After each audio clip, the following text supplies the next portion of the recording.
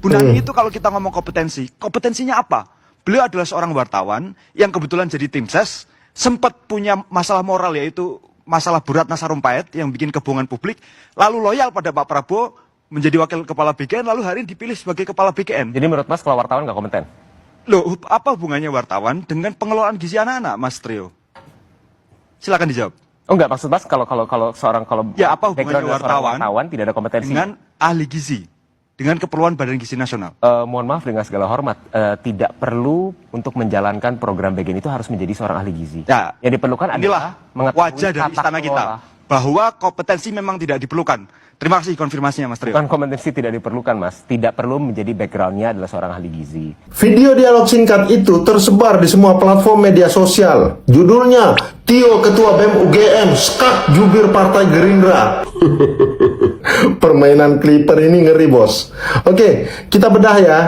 Jadi, dalam dialog itu, kan Tio menggunakan strategi retorika yang agresif tuh. Tapi menurut saya, secara logika, argumennya mengandung beberapa kecacatan berpikir, logical fallacy. Pertama, dia melakukan yang disebut strawman fallacy, mengubah argumen lawannya. Jadi, ketika Trio menjelaskan bahwa tidak perlu berlatar belakang ahli gizi untuk memimpin BGN, karena yang dibutuhkan adalah kemampuan manajemen tata kelola dan logistik, supply chain. Lalu apa yang dilakukan Tio? Dia langsung memotong dan menyimpulkan bahwa menurut Trio, kompetensi memang tidak diperlukan.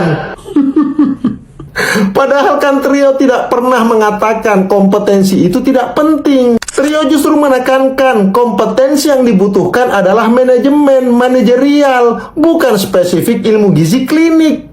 Nah, Tio sengaja menyederhanakan kata kompetensi manajerial itu menjadi tidak butuh kompetensi sama sekali. Dia sengaja lakukan itu agar posisinya terlihat benar. Itu ilmu culas dalam debat. Kemudian yang kedua, Tio juga melakukan false dilemma atau black and white thinking, dikotomi palsu. Model cacat berpikir ini berasumsi bahwa hanya ada dua pilihan ekstrim yang tersedia, padahal ada opsi atau jalan tengah di antaranya. Perhatikan, dalam dialog itu, Tio secara tidak langsung membuat batasan bahwa untuk memimpin Badan Gizi Nasional, seseorang harus seorang ahli gizi.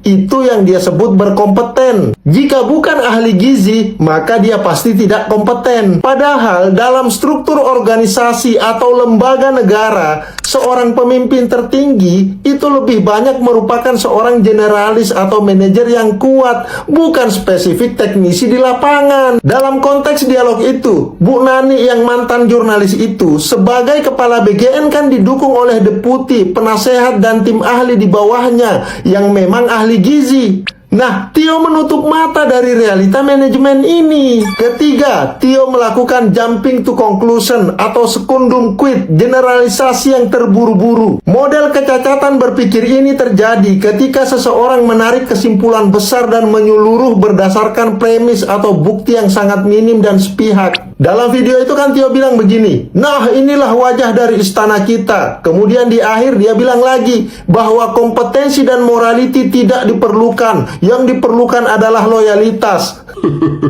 Bayangkan, dari perdebatan teknis mengenai latar belakang satu orang kepala BGN, Tio langsung melompat pada kesimpulan makro mengenai wajah istana secara keseluruhan, moralitas hingga motif loyalitas. Ini adalah lompatan logika yang terlalu jauh dan emosional tanpa didukung bukti empiris dalam argumennya saat itu.